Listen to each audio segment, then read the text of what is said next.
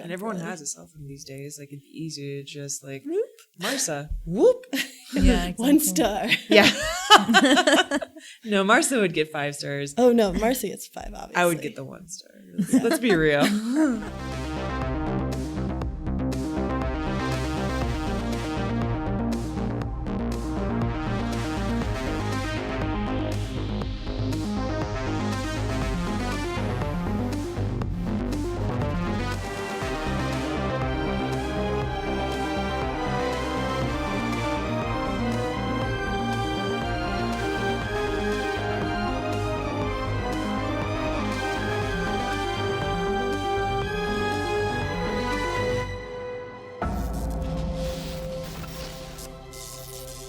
Welcome to Cinema Science, a podcast in which we interview graduate students using pop culture references as a talking point.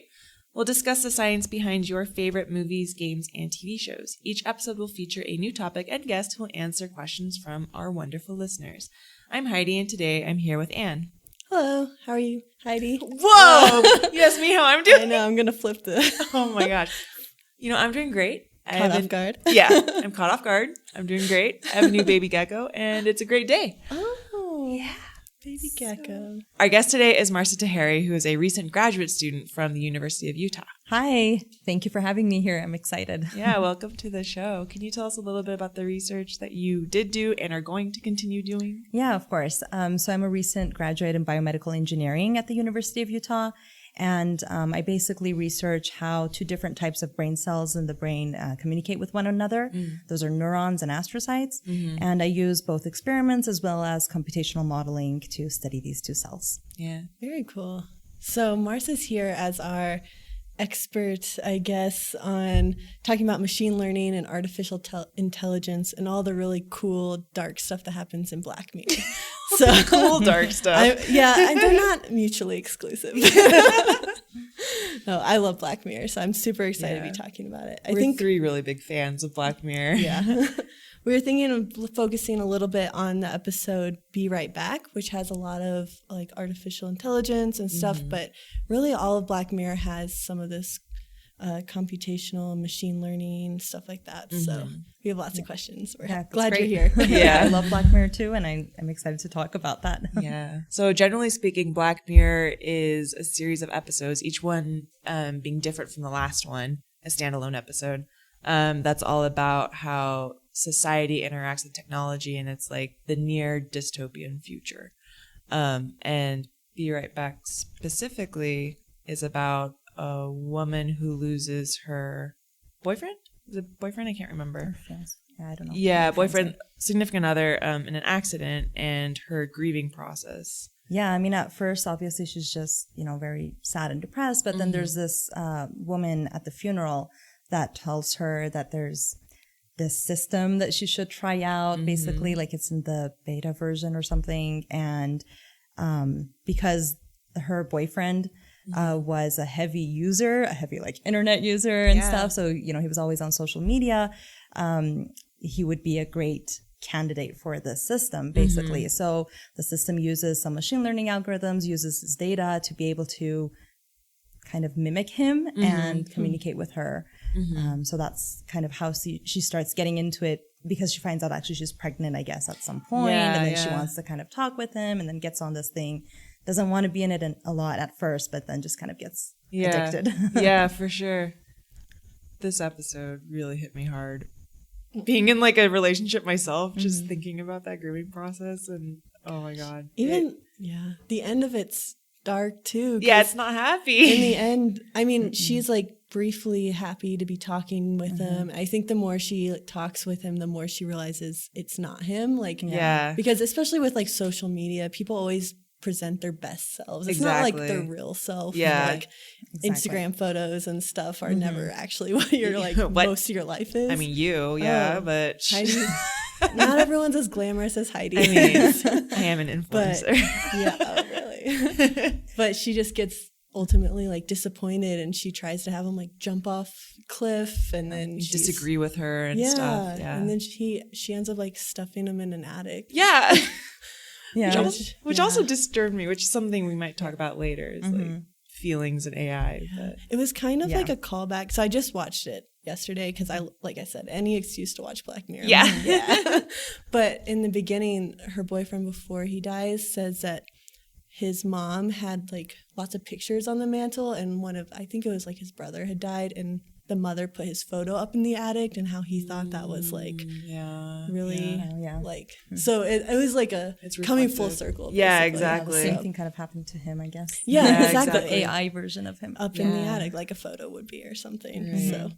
But there was something also interesting about that, because at that point there was one picture of him that was still down, and he was talking about how that was a fake smile, and like that picture was kind of important to him, like it gave him certain emotions, I guess.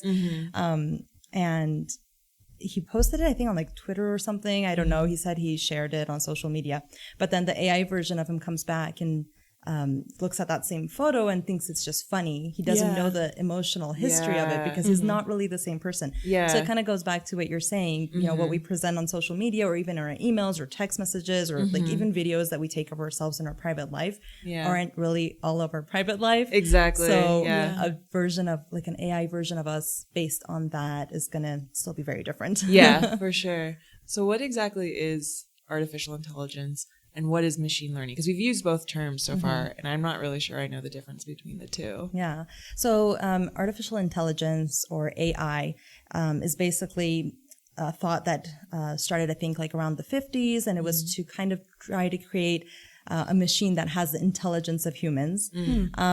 But, you know, we're obviously not there yet. But that's what they want us to obviously, think. Marsa's probably an AI robot sitting there right now. Wilson's just smugly. So that's kind of like the goal of artificial intelligence, or it was the goal when it started. But I guess like a branch of artificial intelligence, or part of this artificial intelligence, is to have machines that can learn to do different things. And so machine learning itself is kind of basically like algorithms where the machine can use data to learn from that data and like interpret them or categorize them, you know, different things like that.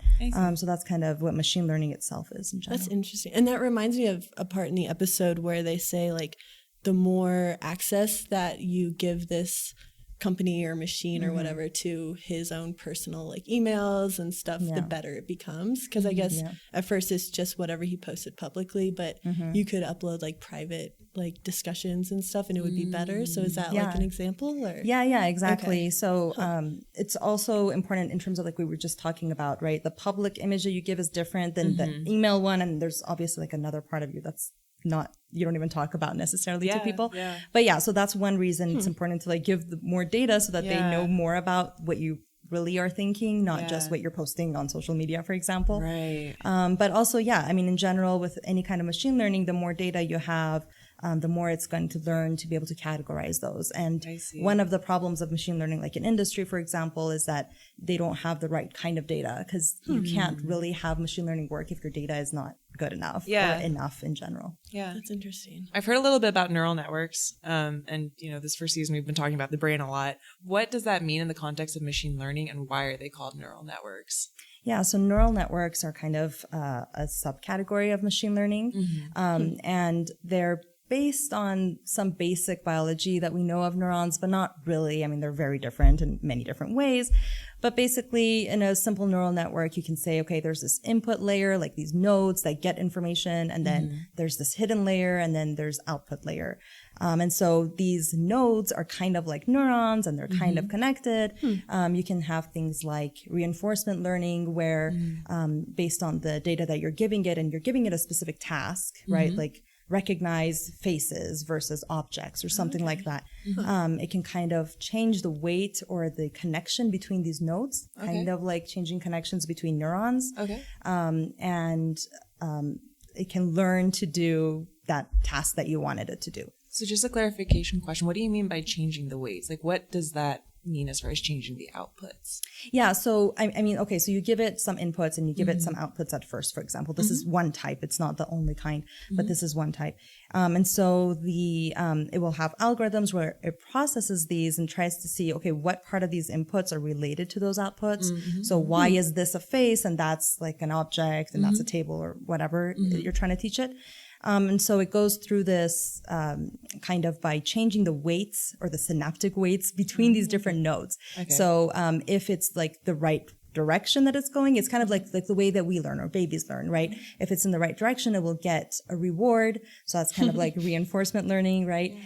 Or it can get punished if it chose the wrong thing. So then the weights of those neurons or nodes will decrease and it won't go that way as much, right? So in that way, it makes the connections between this network, the neurons, the nodes, in a way to be able to recognize like faces or objects or whatever it is. That's super interesting. So what are, I guess, the uses and goals? I mean, if we have a machine, we're trying to, I mean, I'm assuming we want more than being able to say a machine, say that's an object and that's a face. Like, what are the big goals for this sort of technology? Well, actually, you bring up a good point, I think. So with the artificial intelligence, where I was saying we're not there yet, right? What we want, ideally, like in this Be Right Back episode, is to have some machine that can completely interact on a lot of different aspects with us. Okay. But the machines, the way they are right now, is mainly like try to do a specific task, right? Like you'll have one machine that can recognize faces. You'll have another machine or another set of algorithms that will recognize speech or mimic speech or whatever it is that you're trying to do. So yeah, that's definitely one of the problems in the field. And one of the other issues is that a lot of times if you have these neural networks try to kind of learn a specific task and then you bring them another task, but then you go back to the first task, they can't do it anymore. So yeah, so it gets, so that's like kind of a big field of research to try to kind of get around that with good ways. And so it's also interesting because in neuroscience, one of the ways that people are using neuroscience to be able to develop these machine learning algorithms is by trying to understand how we do that in our brains. So how we learn one task and then go back and learn another task. Like let's say you're throwing a ball in a specific way and then you do it in another way, but then you want to go back and do the first one. Well, as humans, we're usually quicker the second time, right? I mean, sure. So the goal is kind of to try to understand, for example, how that can happen and then to use that in machine learning algorithms. But yeah, that's one of the limitations. That's super interesting. So we're using our own brains to understand how to develop machine learning, but are we using machine learning to understand how our own brains work too? Yeah, definitely. We're using it the other way around as well. I mean, in general, not just in the neuroscience field, but in general, there's a lot of data everywhere and we're trying to understand that data, right? When the data is too much, then it's really hard to understand it just by logically thinking about it. So also in neuroscience, right now, there's like a lot of imaging techniques where you can image a lot of different cells or you can do electrophysiology recordings from a lot of cells. And so when you're doing that, again, we have come across the same problem. As people, it's hard to understand what's going on. But there are machine learning algorithms that are trying to detect signals from these or detect what is changing and what is important. So yeah, we're using machine learning to be able to understand that data as well. Wow, that's super interesting. So I was just thinking about in the episode Be Right Back a little more, the company that uses like Ash's social media to be like a virtual version of him. I've heard that's like, I've heard companies claim that before, like real companies. Is that real? How realistic is this? So do these companies like text you or chat with with you? I've never actually no, I just like remember seeing some headline about like chat bots and how they're supposed to like. Yeah, I mean, I haven't seen the specific companies that you're talking about, but I have seen about people trying to. I think they were scams. Yeah. But I was just wondering, given the state of the field, how realistic is something like this? So I don't think you can do it that easily. I mean, obviously you can't do it easily, but you could do it up to a little, like, very limited. So even if you think about Be Right Back, at first when she's just like chatting with him, kind of like texting or whatever, she's pretty happy because he ends up saying things that like he normally would say. So I think at that level, we could probably do it, right? If you have a lot of your social media, email information sent out, like, if someone has access to all of this, they could probably like talk like you a little bit with some basic stuff. But not really, like, especially in deeper private stuff in life, it's going to be hard. What was that one case? Was it Google who put up like an AI and they said that people could just interact with it and it would learn how to interact with people, but it ended up just being cursing. Terrible. Like, was it really racist or something like that? It ended up being a terrible person, basically. That's actually very interesting because, like I said earlier, if you have a lot of data, then you can get better outputs basically and be able to classify them better. But also if your data is like racist data, then you're going to get a racist output, right? Yeah. So that's one of the issues with machine learning in general, is that there's some biases in these algorithms, which can either be from the data itself. So, for example, for facial recognition, there has been some discussion about I don't remember exactly like which facial recognition it was, but like if it was from Facebook or something else, I can't remember that. But they did have problems with like recognizing faces of Black people. It couldn't recognize that because it didn't get enough data from Black faces, basically, which is like one of the problems. So in that sense, the machine learning algorithm has biases itself, or can become racist, right? If you don't have it, give it the right data. Yeah. And so I think that's a pretty interesting and important thing to think about. Yeah, for sure. So there's some other episodes of Black Mirror that also implement AI and machine learning, and the one that comes to mind is Hang the DJ. Oh yeah, It was a bit more of a positive episode. Yeah, that I one think. was nicer. Yeah, where For it was Black Mirror, at least. Yeah, for Black Mirror standards. Yeah, where they had they were running algorithms, and well, you don't find out until the end of the episode, but basically they have two individuals. They're dating and they're trying to figure out like who's a good match for them. And you find out in the end that it's an algorithm that's running a whole bunch of simulations with the same two people. Yeah. Is that also a concept of machine learning? Or? Yeah, I mean, it can be. I'm not 100% sure like what they were trying to use in the episode, but yeah, I would guess it is. It's some kind of a simulation. So they're getting, probably like my guess is they're getting data from you. Yeah. You know, like we just talked about your social media data, your more private data, maybe answers that you give to a questionnaire or something. Yeah. And then they get all that from you and then from other people. And then they just run simulations to kind of see, you know, if you would be good matches or not. So I could see that potentially working. I think there's a few problems. So like kind of what we talked about with, you need the data in order to actually have the algorithm work. Right. What you would really need for this is to be able to have real data from people that matched and did not match, right? And know how they responded to this questionnaire. Yeah. And so that would be a long time, right? Yeah, You would have to of follow these people for like tens of years or something, right? Like decades to be able to kind of see. So yeah, so that's like one of the problems. So it would be like really hard to do, I guess. Maybe there's some way to get around that. I don't know. But yeah, supposedly if you gave it that data, you could kind of try to find if people were good matches or not. Yeah. But another issue is that people also change over time, right? That's true, yeah. And so that machine learning algorithm can only base that off of what you were in the past and maybe how you represented yourself in the questionnaires. Make yourself look better than you actually are. Oh my gosh, if they built mine off of my MySpace in high school, oh boy. Yeah. I would be a very different person. Catfish and machine learning. Yeah, exactly. So it really depends on like what so I think that's also another interesting thing is that as we know that machines are learning from us, we might change our behavior, but then that means the machine is not going to be doing what we want it to do. That's a good point. That's a good point. It takes a big person to be able to put like your negative aspects. Like, here's my diary. Oh God. Yeah, but if you actually wanted it to have good output, you'd have to have good input. What if I just want to make a perfect version of myself? Well, you could, because in Black Mirror, actually, it's not perfect. It's like a slave version of yourself. But the cookies, that's right. You can like duplicate your. I guess it's like you upload your self virtually. I don't really know what a cookie is, but it's like a digital version of yourself. I guess. Yeah. That was pretty crazy too. Yeah, like. The whole point of the cookie is to like take care of your household. Well, in that example, take care of your household. So like, you know what you like. Yeah. You know how you want your toast toasted. That was so dark. There are other applications of the cookie though. Like that girl who was gonna be like paralyzed or San Junipero, is that what you're thinking? Or no, I was thinking of sorry. I think it also applies to San Junipero. Yeah. Like, are they essentially cookies? When they die. I think so. Yeah. They kind of were the same thing. Whoa. Yeah. I think 3 episodes, as far as I remember, had that. One was that cookie episode. Yeah. Like, what was it called? White Christmas. Yeah, White Christmas. And then the other one was in San Junipero, and then the other one was the USS Callister. Yeah. I don't know if they had another episode. Or I was thinking actually the Black Museum, where they had like little clips of different like unrelated stories. Yeah, I remember the that. lady gets put into like a teddy bear basically, but it's herself uploaded into something else. Yeah, that's horrible. Yeah, I think that's actually interesting. And then also when you have that digital copy of yourself, it doesn't, well, I guess it depends on which episode we're talking about, but in some episodes, like there was no body, right? Yeah. Like in that one that you're talking about, there was really no body. And I mean, if you just imagine yourself, you change if you don't have your body and your abilities, Exactly, right? So yeah. that digital copy of yourself is not Yeah. really going to be your normal self either. Yeah, that's after true. some time.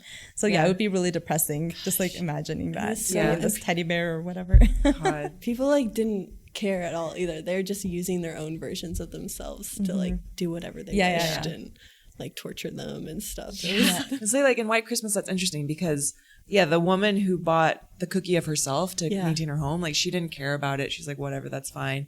And so you think like, oh, maybe they don't realize that maybe they can have these types of feelings. But at the end of the episode, they use the cookie to basically torture the guy who murdered the dad and ultimately caused the death of the daughter. And so it's like there's some recognition there that there's a little bit of torture and like it can feel something. Yeah, that's but there's really like good a point. disconnect between those But two can stories. machines feel? I don't know. Can they? Can you have digital consciousness? I don't know. I Can we? think that's actually an area of research too. Like, what is consciousness, and at what Yeah. point does a machine learning algorithm like become conscious? Yeah. Right. So yeah, that's definitely important. But also, I think it's important that you're pointing out that like different people, like the cops, I think they were detectives or whoever they were like using the cookies to torture. Yeah. But then that other woman didn't really realize it. It was probably because she didn't ever try to understand or research like what this is. So I think that's also important as we try to use machine learning more. It's important for people to have a little bit of understanding of what it is, because you don't want to like mess it up and torture a digital copy of yourself. Making toast for you every day. Yeah. Yeah, or like you were talking about USS Callister, like the whole reason why he created that ship was so he could have copies of those people. Yeah. They're really good copies too, and that was based off of their DNA, right? I can't remember. Yeah, that was with their DNA in that episode. How realistic is that? Yeah, I don't know if that's very realistic because, I mean, your DNA, I don't know. Yeah, I mean, that's going to be very different from how, like, your brain works. Yeah. If you were able to record people's, like, brain activity, I think you would be able to get a better idea of who they are rather than just their DNA. Okay. That's true. I mean, we have sequenced the whole human genome. Right. But trying to figure out how two neurons talk to each other Yeah, is still, it's still hard. a massive mystery. Yeah. Yeah, exactly. But that was a really interesting one too, because there are like real world consequences too for what was happening in like the virtual world. Like, Yeah, and it was also interesting because those people. So when your digital copy gets tortured or whatever, you don't realize it yourself. Yeah. So that was kind of interesting. It's kind of scary because if Yeah. that thing exists, then my digital copy could be out there and I don't know, right? Your poor digital copy. I want to go save it. They're just numbers, Heidi. No. I'm showing my bad side right now. And showing her brand. But I can imagine Don't with that. feel. I can imagine with that cookie episode, the toaster woman episode. The toaster woman. That's what I'm calling her. Yeah, I can imagine with that episode that like she was just told that, oh, okay, we just put this thing on your brain and we see what kind of things you like and like this device will do it for you. She doesn't know it's a digital copy, right? Right, that's and true. they're trying to sell it to her. She's probably like this rich person who has no idea what this is really doing. And they probably wouldn't want to tell people that because I myself just get uncomfortable ordering at a restaurant and be like, thank you so much for bringing water. Like, I'm so sorry I'm asking you to do this. I will pay you. I will pay you very well, I promise. Yeah, exactly. So it's also important to like be able to understand what the company is trying to sell you versus what is really going on. Yeah, exactly.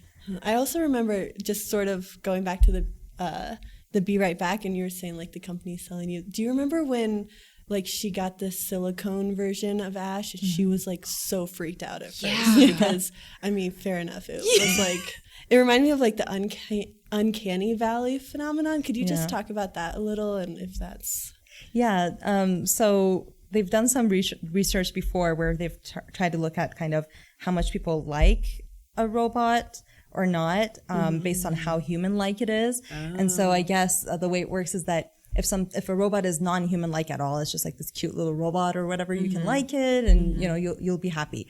But then as it becomes more and more human-like, you'll get like, creeped out and not like it. So it'll just be like scary because it's a little bit like human. So you feel like you can understand it and relate to it, but also it's this weird thing that's not a human.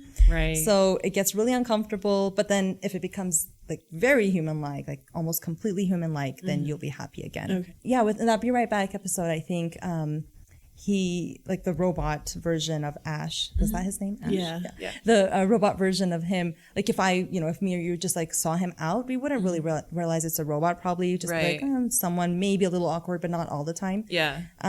Maybe just like a shy person or something. Yeah. I don't know, right? Yeah. Like you wouldn't be surprised. But I think so. The main character, Martha, she was more creeped out because she knew him, right? Yeah, okay. So for her, he was more weird than Still he would in be the to valley. us. Yeah, of course. So yes, and he was doing like some strange things that, or maybe like some strange movements that her boyfriend wouldn't really normally do. And also another interesting thing with that uncanny valley is that apparently with motion of that robot, so the amount of creepiness or the amount that you like the robot gets increased either way. So if it moves a lot, like as you can see it move, not just looking at the face, like a picture of it, but if it actually moves, then you get more creeped out if it's just a little human-like. Yeah. But you'll like it a lot more if it is actually very human-like. Interesting. Yeah. It's like that line is really like distinct. It's like it has to be really perfect human, almost. Or else it's creepy. Or else it's creepy. Yeah. Fair. I remember it's been a long time since I've seen Metalhead. So that the dogs they're adapting, right, to Gets a knife their hand. environment. Yeah, that's right. That's right. So in that episode, the metal dogs are adapting to their environment and learning how they need to change in order to ultimately kill this woman. Yeah, that's right. The knife hand. That was because it lost one of its weapons. Is that right? And so One of its arms, I think. Oh, so it's like, how else am I gonna stab this woman? And they're like, oh, I'll attach a knife to my arm. That seems right. That was really creepy. Yeah. No, that was really scary. And it was interesting how that dog, I guess, was trying to kill the woman, and that was like its only goal. Yeah. So I guess that's another scary thing about the machine learning thing, right? Yeah. As we were talking earlier, machine learning algorithms basically like learn one task, one object. Right. And you can't have it like learn a million different objects, at least right now, like humans do, right? So these dogs, their only goal was to kill. Yeah. And if it was a human, like you could try to reason with it, maybe try to like give it something in exchange. You know, there's a million other things you could do with a human that's trying to kill you. Yeah. Versus this creature that the only thing that it wants is to kill you. There's like no sense of self-preservation or anything. Yeah, nothing. Yeah. Yeah, and it just like tried to kill. But it was cool that it wasn't charged at some point, so it kind of slept. Yeah. Oh, You yeah, guys that's remember right. that part? Yeah. And so the woman used that in order to escape, which was really smart of her. And so there was at least a weakness, but she still that didn't was make it. smart. Yeah. I remember she was like stuck in a tree or something. She kept making it like wake up and go back to sleep to like drain the battery. Yeah, Which I was exactly. like, oh, that's Yeah, that was a smart move. But I guess it was Yeah. solar, so in the morning again it got charged back. darn it. Solar power. Yeah, darn it. That's how we're gonna die. Those dogs though reminded me of, have you seen those videos by like Boston Dynamics? They make robots and one of them looks just like the Black Mirror dog. Yeah. So I was just wondering if you had seen that or had any thoughts. Yeah, that was creepy when I saw it afterward because it's scary because you're thinking, well, what if we make these dogs that want to kill people in war or something, right? But then they can eventually just learn to kill, and then they might kill you and might kill everyone. It's just, you can't control them completely, especially if they have this machine learning algorithm. So yeah, it was creepy when I learned that such a thing kind of exists. I mean, not exactly, it's not trying to kill at this point, but still, it could. It could try to kill. So yeah, that was really scary. Why have they created those dogs? I don't actually know. Boston Dynamics? Yeah. So Just to say that they can.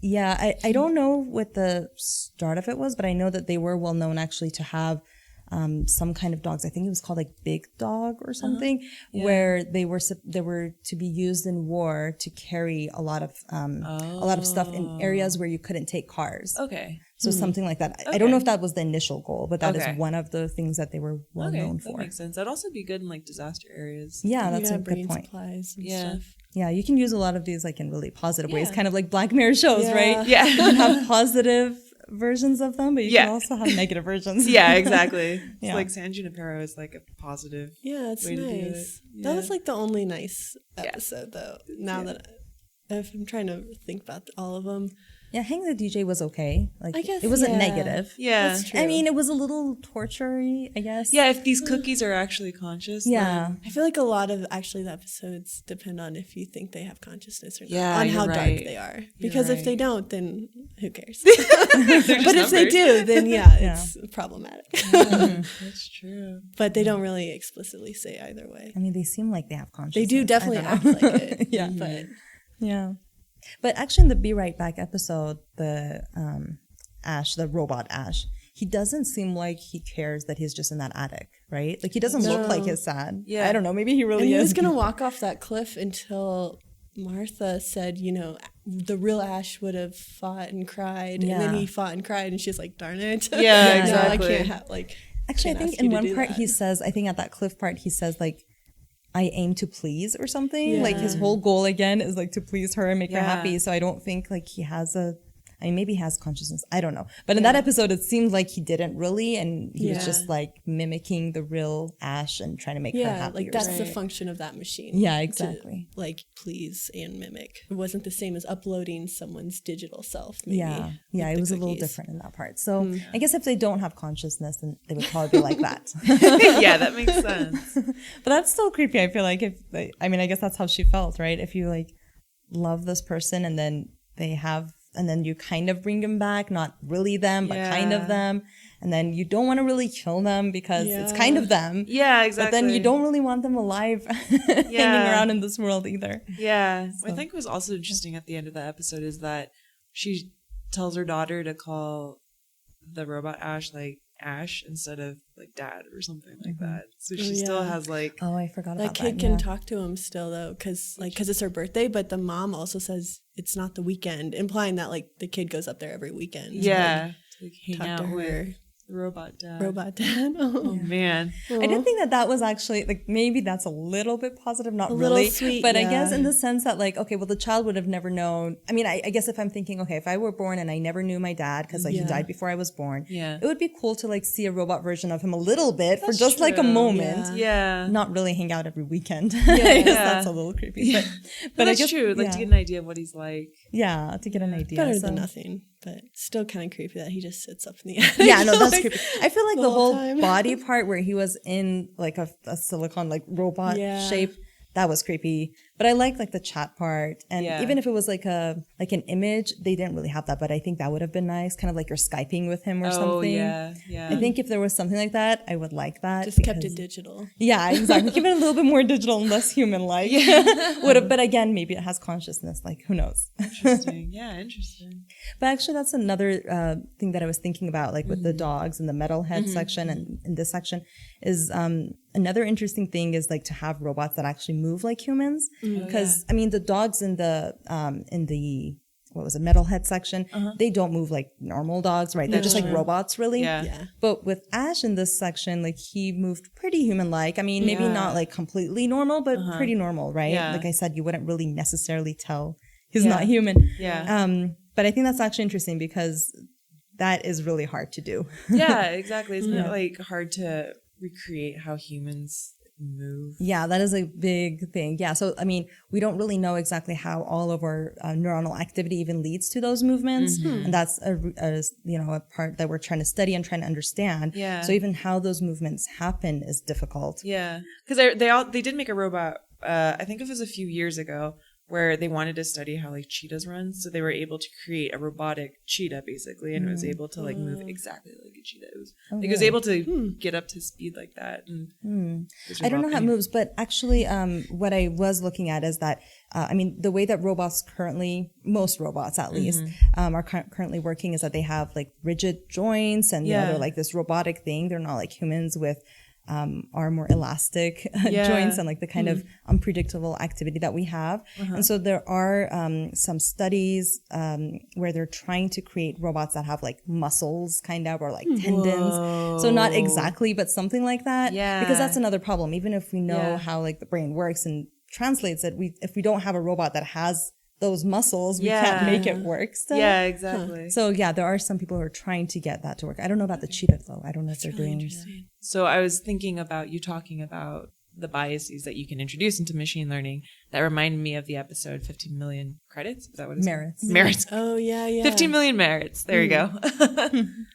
That one was dark also. That one was really dark. That was really dark. And they were like in this very sad society, which, I mean, I didn't really get it at first. It was kind of confusing, but I guess they were just like pedaling on these bicycles to create energy or something. I thought so, yeah. For the machines to work, which is scary itself. Yeah. But it was also really scary how like there were ads and everything all around them. Yeah, they kept popping and up. they couldn't do anything. I mean, it's not like just on your phone where you put your phone away and you don't see the ad, Yeah, right? exactly. Like it was all around you and so annoying. Yeah. But yeah, I thought that was interesting. Like, I don't know if this is what they were actually trying to say or get to, but I did see that, you know, the society was so sexist. It was like horrible. Yeah. Like the women were only like sexual objects essentially, unless they were peddling. But otherwise they were sexual objects, right? That's all they were. And like all the ads were like that as well. And so I wonder if that's kind of a hint at the fact that, okay, so you want these machines to learn, but if they're learning from us humans, and we have biases, right? We're flawed. We're flawed. Actually, one related thing I think is interesting is that, you know, when we think about like a racist person or a sexist person, we might think that they're immoral. And there are people that, you know, of course might be immoral and also racist and sexist. But I think a lot of the biases that we have is not because we're immoral, right? It's just because we're not exposed to the diversity that we should be. So for example, you know, if a CEO of a company is usually like a white man, right? That's kind of what you imagine. But if you see like a woman, if let's say you go to a bank or something and you're trying to see the CEO and then there's like, I don't know, this white guy there and like a woman who's maybe a woman of color, you're going to probably think that the white guy is the CEO, right? Not the woman. And that comes from the fact that we're just exposed to that more.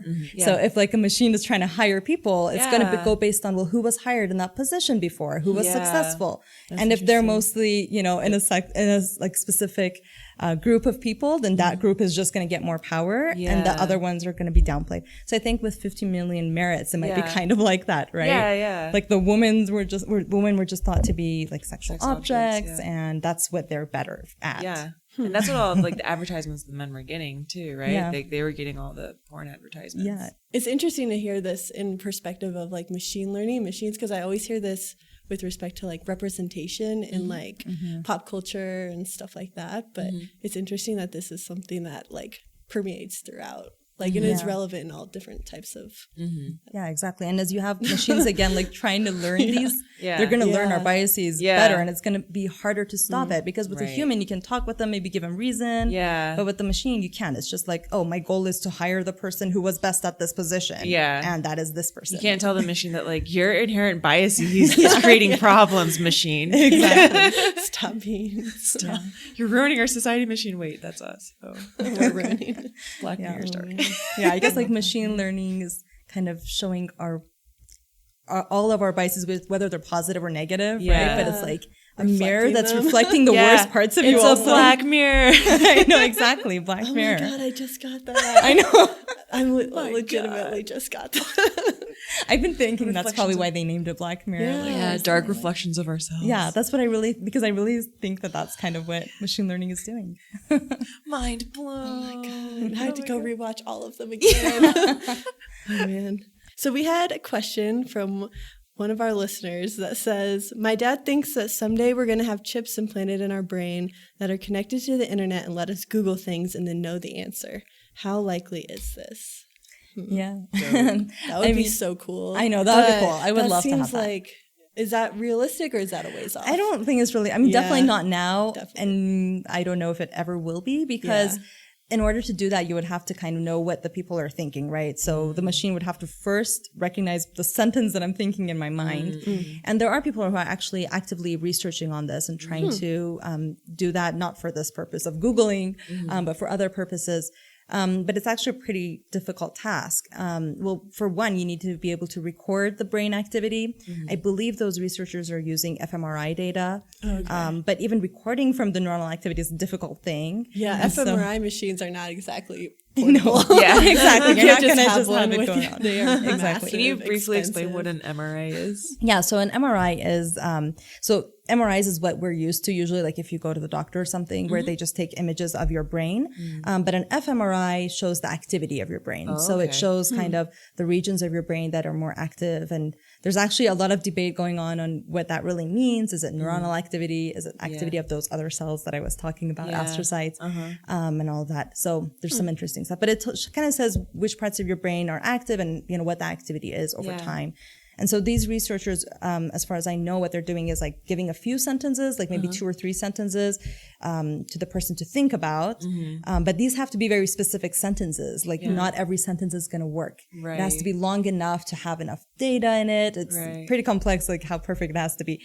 And then once those sentences are as they are, they try to record the brain activity with fMRI and correlate that with the sentence so that based on the activity, they can predict which sentence you were thinking of. Oh, so machine learning. Wow. Yeah. So even that's not perfect, but even if it were, I mean, you need the fMRI machine or something like that. And you would have to only think about those specific sentences. You have 2 sentences you can think. And it's not like, and this machine, this fMRI doesn't give you an answer to that sentence. You can't just think, what's the weather tomorrow? And it can't tell you. No, it can't like talk to you, of course. I mean, maybe there's that's a ways. crazy way you could do that ultimately at some point in life. I don't know. Yeah. Probably not going to happen is what I'm hearing you say. I kind of hope that won't happen. I don't know. It sounds a little scary. Yeah. Now that I think about it just deeper. stick to Googling things. So of all the technologies that are introduced in Black Mirror, which one would you least likely use or scares you the most? And which one are you most likely to use?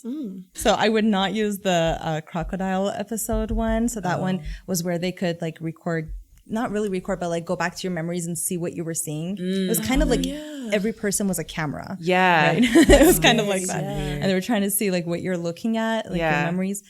So I wouldn't want that. I don't want anyone to like look at my memories. And I don't think I would want to see anyone else's. Like that seems just really invasive. That's so personal. Yeah. Yeah. So I don't want that for sure. Yeah. Do you know which one you would? Yeah, the one I would want is the San Junipero one. Okay. I think actually, I think that's really cool. Like, okay, there was 2 parts of it, right? One is like where you're alive. And you're basically like, kind of like you're playing a virtual game with other people, right? So you're in this virtual world. Where you can communicate with different people and go back in time, but you know, in this game or whatever it is, this virtual world. But then another part of it is like after you die, what would, you know, that you could like have your digital copy be in there. I'm not so sure about the after you die part. Like, I mean, some parts of it are interesting. Maybe I would, and maybe I wouldn't. I don't know. But the part where like you can virtually interact with people and go back in time and have it be also real, that'd be I really think cool. That's super cool. Yeah. I mean, even like right now, I think it's cool that it kind of got rid of all the limitations that people have, right? Like one of the main characters, she was completely paralyzed, but it was cool how she was able to get out of that limitations. And so I think that's like really beautiful, right? That you can get out of your limitations in terms of even like time or space, like distances between people. So we kind of have that right now with the internet, right? You can like chat with people or like virtual Skype. reality. Yeah. Or like even, so you kind of have that, but it's not, you know, as real. And so I would love it to be that real. That would be awesome. Cool. That's good. That was a long answer to your question. Sorry. Perfect. That's a perfect answer. What about you, Anne? So I actually really like your San Junipero example because I think that would be really cool just to be able to like go short term a couple of times and then longer if you wanted to. I thought that was really neat. I also this is super simple. I feel like it's too basic to say, but I liked how they had the self-driving cars. Yeah.